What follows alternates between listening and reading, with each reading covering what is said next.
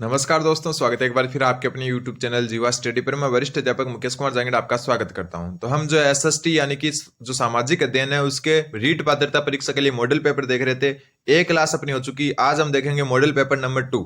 इसमें कुल 21 क्वेश्चन होंगे आपके, और आपको जो है सारे के सारे क्वेश्चन देखने हैं। और जैसे वीडियो पूरा हो जाए उसके बाद में आपको कमेंट करना है कि आपके जो है कितने क्वेश्चन 21 में से सही हुए।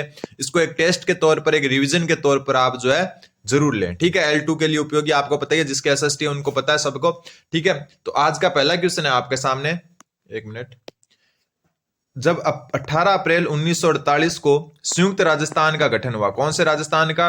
संयुक्त राजस्थान का गठन हुआ, तब राज प्रमुख किसको बनाया गया?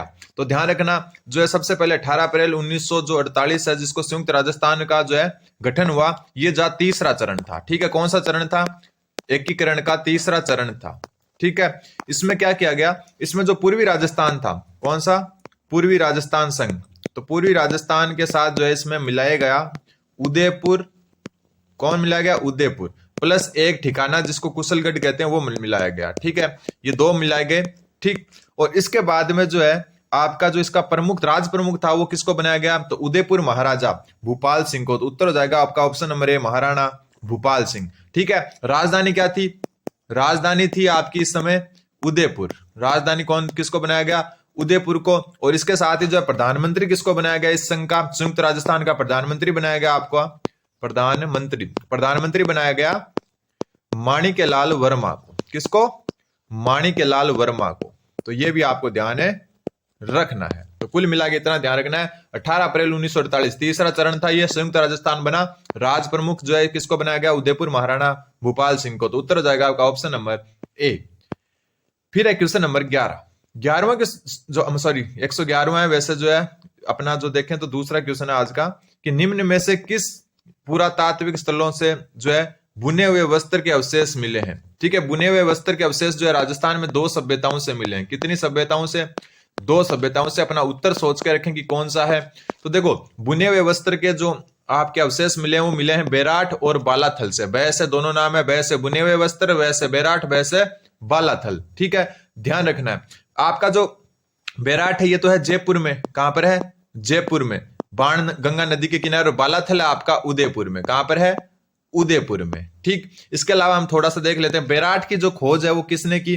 तो बेराठ की खोज की दयाराम साहनी ने। दयाराम साहनी ने की। ठीक है, बालाथल की खोज किसने की? तो बालाथल की खोज की वीएन मिश्र ने। किसने? वीएन मिश्र ने। ठीक है, बात हम आहड़ की करें तो आहड़ की खोज किसने की? ये भी उदयपुर में एसडी सांकलिया ने की। किसने? एसडी सांकलिया। और ये भी कहां पर? आपकी उदयपुर में। कालीबंगा की बात करें तो इनकी खोज की अमलानंद घोष ने। किसने? अमलानंद घोष ने, जो है घग्गर नदी के किनारे, ये आपको पता है प्राचीन सरस्वती नदी।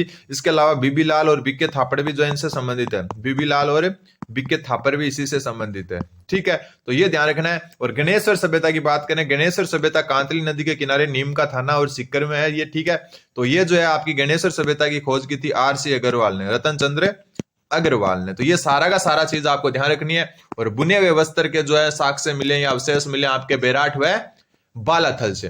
कोई गलती हो जाए आपके जो एसएसटी वाले क्वेश्चंस में तो आप कमेंट करके जरूर बता दें, क्योंकि मैं खुद मैथ का टीचर हूं, इस वजह से थोड़ा सा जो है ये राजस्थान जीके वाले में तो गलती होने के चांस कम है, लेकिन थोड़ा सा जो प्योर एसएसटी के क्वेश्चन है उनमें अगर कोई गलती हो जाए तो आप जरूर जो है बता सकते हो कमेंट करके।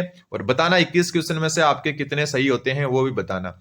अगला क्वेश्चन है कि सही सुमेलित नहीं है वो बताना है। मतलब 3 सही है और 1 गलत है, उसमें गलत कौन सा है वो बताना है। सबसे पहले कोटा प्रजामंडल की बात करें तो इसके नेतृत्वकर्ता नैनूराम शर्मा थे।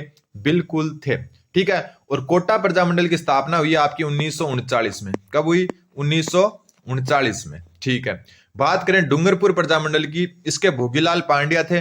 बिल्कुल, और डूंगरपुर प्रजामंडल की स्थापना हुई आपकी 1945 में। ठीक, फिर बात करें शाहपुरा प्रजामंडल की तो इसके भूपेंद्र नाथ त्रिवेदी नहीं थे, और यही आपका क्या हो गया? असुमेलित हो गया। शाहपुरा प्रजामंडल की जो है पहले हम स्थापना की बात करें 1938 में हुई, और किसके जो है नेतृत्वकर्ता कौन थे इसके? तो इसके नेतृत्वकर्ता थे रमेश चंद्र ओझा। कौन से? रमेश चंद्र ओझा। और इनके अलावा जो है इनके साथ एक और थे, इनका नाम और लिखा देता हूं मैं, अभय सिंह डांगी। अभय सिंह डांगी। तो ये दोनों नाम आपको ध्यान रखने हैं। किससे? शाहपुरा मंडल के। बात करें भूपेंद्र नाथ त्रिवेदी की, तो ये थे बांसवाड़ा प्रजामंडल के नेतृत्व करता। कौन से प्रजामंडल के? बांसवाड़ा प्रजामंडल के। बांसवाड़ा प्रजामंडल की स्थापना कब हुई? 1945 में ही हुई इसकी भी, ठीक है। इसके अलावा बात करें अलवर के हरिनारायण शर्मा थे, बिल्कुल थे, और इसकी स्थापना कब हुई? इसकी स्थापना भी 1938 में हुई। तो कुल मिला के जो है आपके सामने है सुमेलित हो गया ऑप्शन नंबर सी। अगला क्वेश्चन बोल रहा है निम्नलिखित में से जो है कौन सी सैनिक छावनी भौगोलिक रूप से राजस्थान में स्थित नहीं थी? ठीक है, राजस्थान में जो 1857 की क्रांति के समय छावनियां थी, उनमें से कौन सी छावनी जो भौगोलिक रूप से राजस्थान में नहीं थी लेकिन राजस्थान के अंडर ही आती थी? उत्तर हो जाएगा आपका ऑप्शन नंबर डी, नीमच, क्योंकि ये जो है मध्य प्रदेश में है, वर्तमान में भी मध्य प्रदेश में ये नीमच।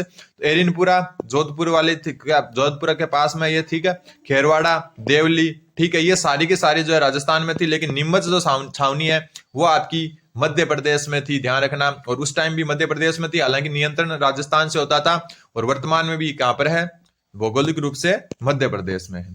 अगला क्वेश्चन है भारतीय संविधान सभा का गठन किस योजना की सिफारिश के आधार पर किया गया? भारतीय संविधान सभा का जो है आपका गठन है वो किस योजना की सिफारिश पर किया गया? उत्तर सोच लेना आप अपना कि क्या उत्तर हो सकता है। तो उत्तर हो जाएगा आपका कैबिनेट मिशन, ऑप्शन नंबर सी।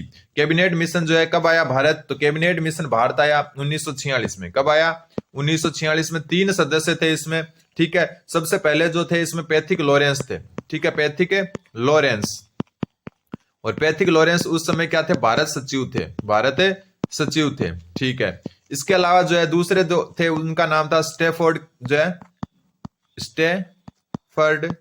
क्रिप्स। क्या था? स्टेफोर्ड क्रिप्स था। और ये जो है उस समय क्या थे? व्यापार मंत्री थे। क्या थे? व्यापार मंत्री।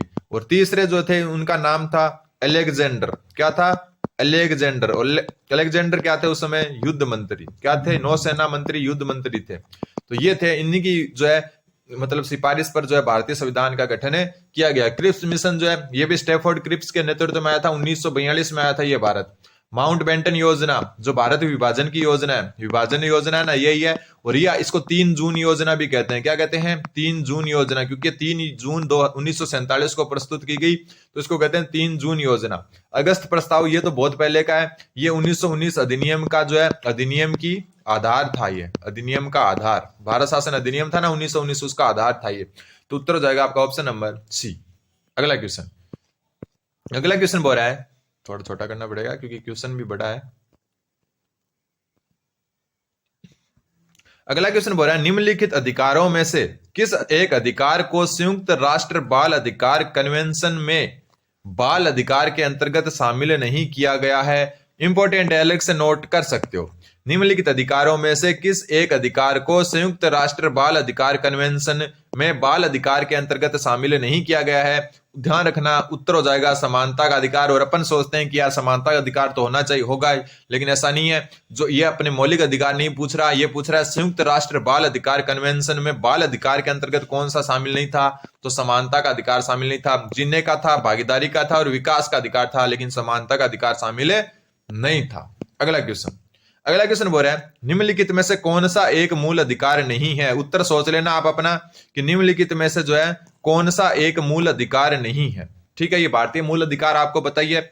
मूल अधिकार आपके संविधान के भाग 3 में है। कौन से भाग में है? भाग 3 में है। तो देखो, अंतःकरण की स्वतंत्रता ये जो है एक प्रकार का मूल अधिकार है, स्वतंत्रता के अधिकार में निहित है। उपजीविका की स्वतंत्रता का अधिकार भी स्वतंत्रता के अधिकार में है। शिक्षा का अधिकार अनुच्छेद 21A में है, आपको पता ही है।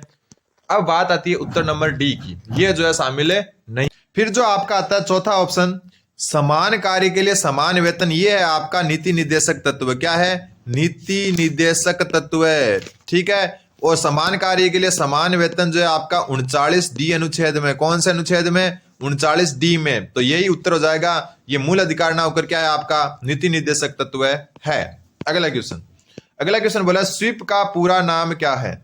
सबसे पहले हम बात करते हैं कि स्वीप है क्या। तो देखो, स्वीप है इलेक्शन कमीशन द्वारा चलाया गया एक प्रोग्राम जिसमें जो मतदाता है उनको जागरूक बनाया जाता है। मतदाता को जागरूक बनाना, ठीक है, उनका जो है प्रचार प्रसार करना कि आप मत जो घर से बाहर निकलिए, ठीक है। अपने देखा होगा ग्राम पंचायत स्कूलों पर नारे भी लिखे होते हैं, ठीक है, 2 अक्टूबर को वोटिंग है, जरूर आना है, इतनी तारीख को वोटिंग है, जरूर आना है, ताऊ ताई निकलो बाहर वोट करके आओ, और ऐसे लिखे होते हैं ना।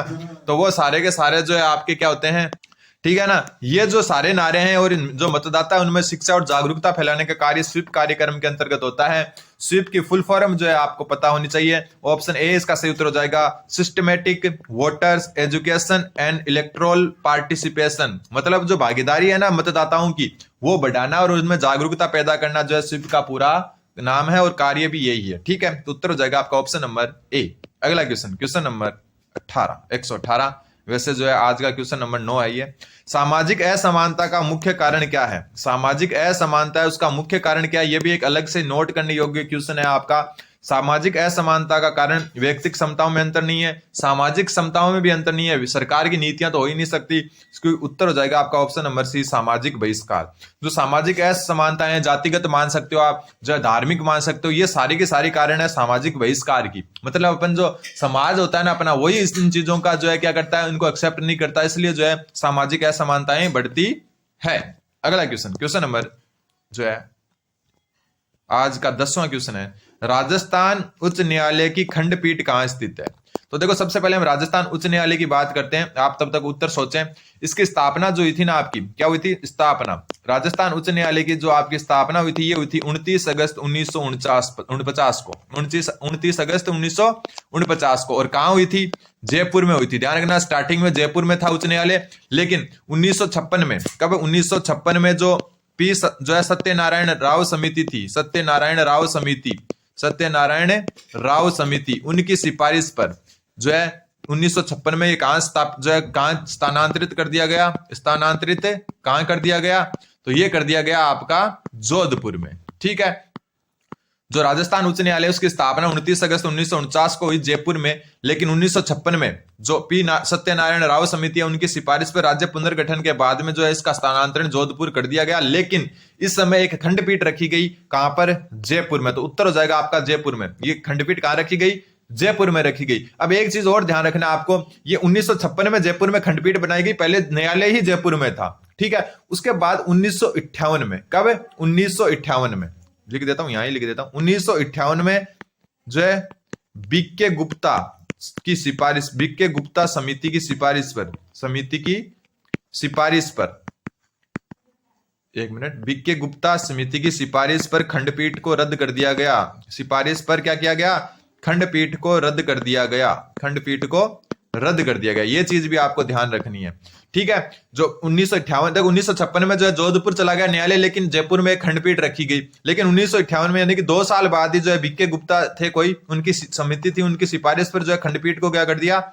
रद्द कर दिया। मतलब जयपुर में कोई भी जो है खंडपीठ नहीं होगी। लेकिन उसके बाद में जो है आपकी 31 जनवरी 1977 को ये क्या हुई? पुनः स्टार्ट हुई, पुनः प्रारंभ हुई जयपुर में खंडपीठ। तो ये सारी डेट आपको याद रखनी है, ठीक है। अगला क्वेश्चन, तो उत्तर सी हो जाएगा इसका। अगला क्वेश्चन है, राष्ट्रपति का निर्वाचन किस पद्धति से होता है? तो देखो राष्ट्रपति का सबसे पहले तो देखो गुप्त मतदान होता है। तो खुला मतदान वाले तो उड़ा दो, ये खुला मतदान है, तो गुप्त मतदान उत्तर इन दो में से एक होगा, ठीक है। फिर होती है सबसे पहले प्रत्यक्ष रूप से जनता नहीं चुनती, तो प्रत्यक्ष को उड़ा दो, तो उत्तर क्या बचेगा? Option number D. जनता प्रत्यक्ष रूप से राष्ट्रपति के चुनाव में भाग नहीं लेती, तो उत्तर हो जाएगा ऑप्शन नंबर डी, अप्रत्यक्ष रूप से एकल संक्रमणीय मत पद्धति से गुप्त मतदान से होती है, ठीक है। आपको बताइए लोकसभा और विधानसभाओं के जो है विधायक और सांसद जो है इसमें भाग लेते हैं, उनका मत मूल्य होता है, पूरा डिटेल से आप जान सकते हो। बाकी जो है अप्रत्यक्ष रूप से जो एकल संक्रमणीय मत प्रणाली से जो है गुप्त मतदान द्वारा राष्ट्रपति का चुनाव होता है, ठीक है। मनोनीत सदस्य भाग नहीं लेते इसमें। कौन नहीं लेते? मनोनीत सदस्य भाग नहीं लेते। जो राज्यसभा और लोकसभा के मनोनीत सदस्य हैं वो भाग नहीं लेते। विधान परिषद किसी भी कहीं जो विधान परिषद है ना, 2 सदन है राज्यों में, विधान जो सभा के अलावा विधान परिषद, उसके सदस्य भी भाग नहीं लेते। ये 2 चीजें भी आपको ध्यान रखनी है, मनोनीत सदस्य और विधान परिषद के सदस्य राष्ट्रपति चुनाव में भाग नहीं लेते। फिर आज का क्वेश्चन नंबर 12, राष्ट्रपति राज्यसभा में कितने सदस्य मनोनीत करता है? तो राष्ट्रपति जो है राज्यसभा में आपके 12 सदस्य मनोनीत करता है, और राज्यसभा की राजस्थान में 10 सीटें, ये भी आपको ध्यान रखना है। तो 12 सदस्यों को राष्ट्रपति क्या करता है? राज्यसभा में मनोनीत करता है। इजी क्वेश्चन था, ये भी इजी क्वेश्चन है, ये क्वेश्चन बोल रहा है आपका, एक मिनट थोड़ा छोटा करना पड़ेगा। सर्वोच्च न्यायालय यानी सुप्रीम कोर्ट के न्यायाधीश का कार्यकाल कितना होता है? तो देखो सुप्रीम कोर्ट के जो न्यायाधीश होते हैं उनका कार्यकाल पूछा है, तो सुप्रीम कोर्ट के न्यायाधीश का कार्यकाल होता है 65 वर्ष की आयु तक। कोई वैसे नहीं होता कि 6 वर्ष की अवधि या 5 वर्ष की अवधि, इनको भूल जाओ, डायरेक्ट याद रखो जब तक 65 वर्ष का नहीं होगा वो सुप्रीम कोर्ट में चाहे न्यायाधीश हो या मुख्य न्यायाधीश हो वो बने रहेंगे। ठीक है, तो 65 वर्ष की आयु होते ही उनको रिटायरमेंट दे दिया जाता है। तो सुप्रीम कोर्ट के न्यायाधीश का कार्यकाल होता है 65 वर्ष। अवधि कुछ नहीं होती है, सिर्फ कार्यकाल उसकी आयु पर निर्भर करता है। कईयों में होती है ना कि या तो 5 वर्ष या 65 वर्ष, जो पहले होगा वही, ऐसा कुछ नहीं है, सिर्फ 65 वर्ष इसका सही उत्तर हो जाएगा। फिर आपका क्वेश्चन नंबर जो है 14 नंबर क्वेश्चन आज का, कि ग्राम सभा का गठन किससे होता है? कई बार बहुत सारी परीक्षाओं में रिपीट हुआ क्वेश्चन है, और याद रख लेना आप, ग्राम सभा का गठन किससे होता है?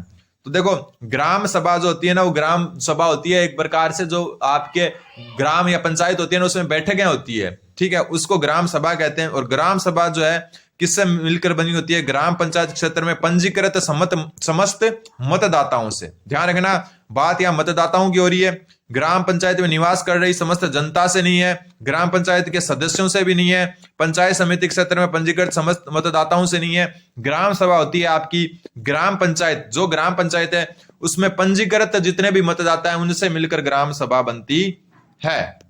अगला क्वेश्चन बोल रहा है, निम्न में से कौन सा कथन गलत है? अभी तक का मस्त और सबसे इंपॉर्टेंट क्वेश्चन है, कौन सा कथन गलत पूछा? 3 सही है। सबसे पहला, पृथ्वी का अक्ष अपने परिक्रमण तल से 66.5 डिग्री का कोण बनाता है। और अपन ने पढ़ा होगा कि जो है पृथ्वी कितनी झुकी होती है? 23.5 डिग्री झुकी होती है। कितनी झुकी होती है? 23.5 डिग्री झुकी होती है। तो दोनों चीजें सही है। झुकी कितनी होती है पृथ्वी? 23.5 डिग्री। लेकिन अपने परिक्रमण तल से कोण कितना बनाती है? तो 66.5 डिग्री। दोनों चीजें अलग अलग है, ध्यान रख लेना। कंफ्यूज हो सकते हो, आप बोलोगे यार ये तो गलत है। गलत नहीं है। पृथ्वी अपने परिक्रमण तल से झुकी होती है, जो अपने अक्ष से कितनी झुकी होती है? 23.5 डिग्री झुकी होती है। लेकिन कोण कितना बनाती है? 66.5 डिग्री का। 90 में से जो है आप 23.5 घटाओगे तो 66.5 डिग्री का कोण बनाती है। इंपॉर्टेंट बनती है दोनों चीजें, तो ये तो सही है। फिर भारत का मानक समय 82.5 डिग्री पूर्वी देशांतर के स्थानीय समय से निर्धारित किया गया है। बिल्कुल, भारत जो है उसमें एक मानक समय है, और वो मानक समय आपका 82.5 डिग्री जो पूर्वी देशांतर है उससे डिसाइड किया गया है। फिर ग्रीनविच रेखा को अंतरराष्ट्रीय तिथि रेखा कहा जाता है, तो ये गलत हो गया आपका। तो यही उत्तर हो जाएगा आपका। ऑप्शन नंबर सी क्या हो जाएगा? गलत है। क्यों गलत है? ग्रीनविच रेखा, कौन सी रेखा? ग्रीनविच रेखा। ग्रीनविच रेखा होती है 0 डिग्री देशांतर। कौन सा? 0 डिग्री देशांतर। और बात आती है आपकी अंतरराष्ट्रीय जो तिथि रेखा है, अंतरराष्ट्रीय तिथि रेखा, ठीक है, डेट लाइन कह सकते हो उनको। ठीक है, अंतरराष्ट्रीय जो तिथि रेखा है, तिथि रेखा, ये होती है आपकी 180 डिग्री देशांतर। दोनों अलग अलग चीजें, ध्यान रखना।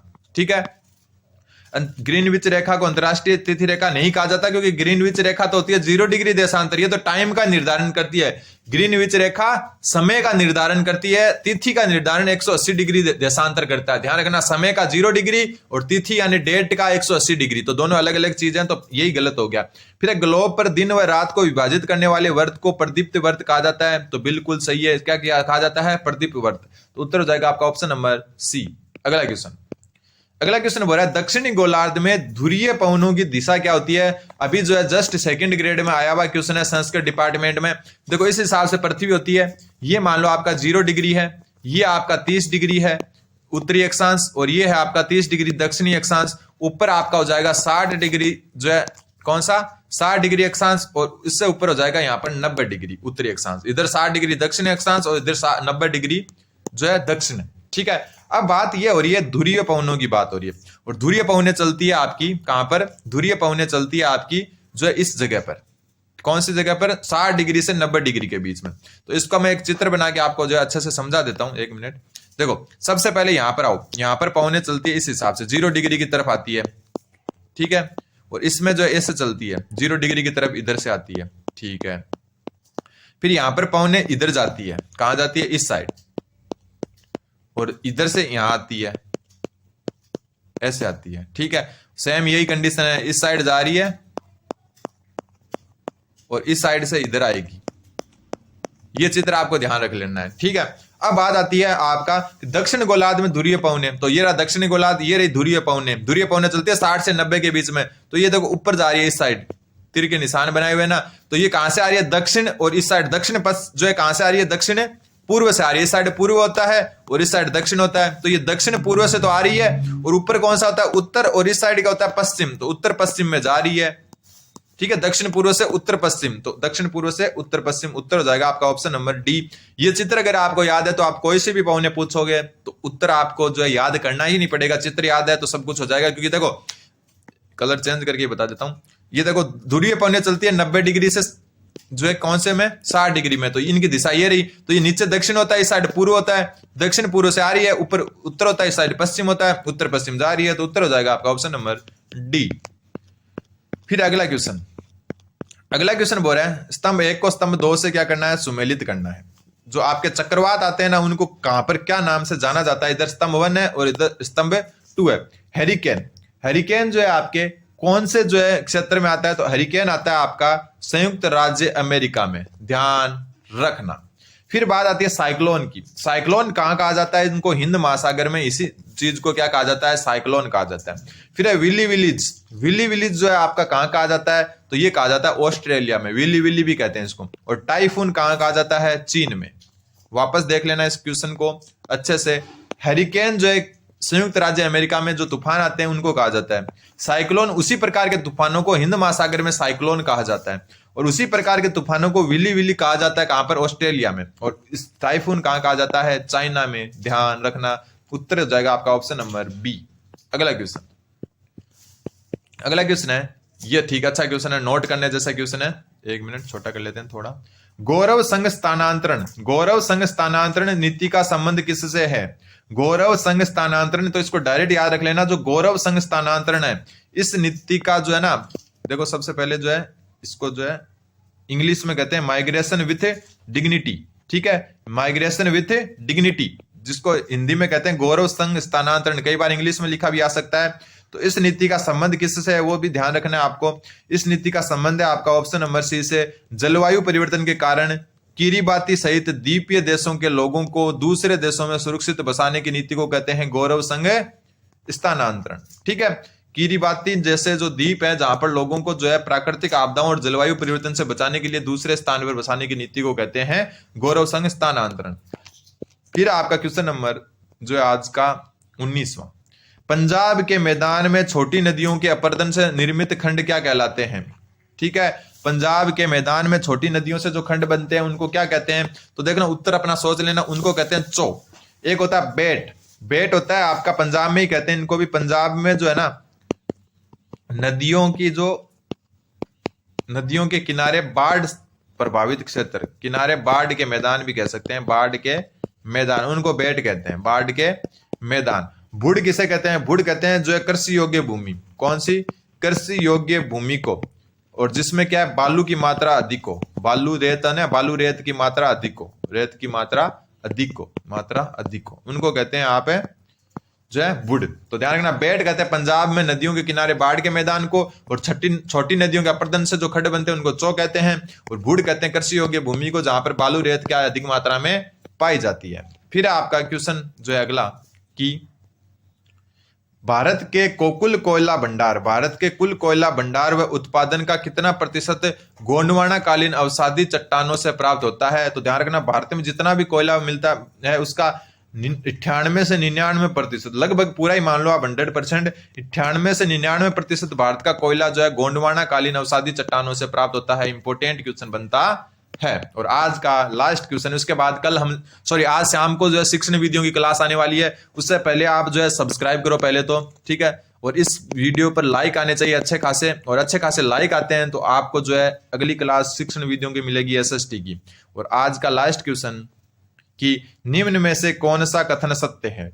मतलब 3 असत्य हैं। भारत हेवी इलेक्ट्रिक्स लिमिटेड, जिसको भेल कहते हैं, उसकी प्रथम इकाई 1964 में इंदौर में स्थापित की। बिल्कुल नहीं, इंदौर में नहीं, भोपाल में स्थापित की गई। कहां पर है? भोपाल में। तो ये तो गलत हो गया। फिर हिंदुस्तान शिपयार्ड लिमिटेड की स्थापना कोलकाता में नहीं की गई, विशाखापट्टनम में। कहां पर है? विशाखापट्टनम, ठीक है, विशाखापट्टनम, तो ये भी गलत हो गया। फिर पिछले कुछ दशकों में चीनी उद्योग का उत्तर से दक्षिण भारत की ओर स्थानांतरण हो रहा है, बिल्कुल उत्तर भारत से दक्षिण भारत की ओर जा रहे हैं धीरे धीरे जय चीनी उद्योग। फिर पहली सफल कागज मिल श्री रामपुर पश्चिम बंगाल में इंडियन पेपर मिल के नाम से 1879 में स्थापित की गई, तो ये भी नहीं है, 1870 में स्थापित की गई बाली नामक स्थान पर, जो भी कहां पर है, कोलकाता या पश्चिम बंगाल में। तो ये जो है उत्तर क्या हो जाएगा आपका ऑप्शन नंबर सी। तो ये थे आपके जो है क्वेश्चंस। बाकी हम जो है शिक्षण वीडियो के क्वेश्चन और कुछ बचे हुए क्वेश्चन अगले वीडियो में देखेंगे। तब तक आप चैनल को सब्सक्राइब करें। धन्यवाद। बन रहे हैं जीवा स्टडी के साथ।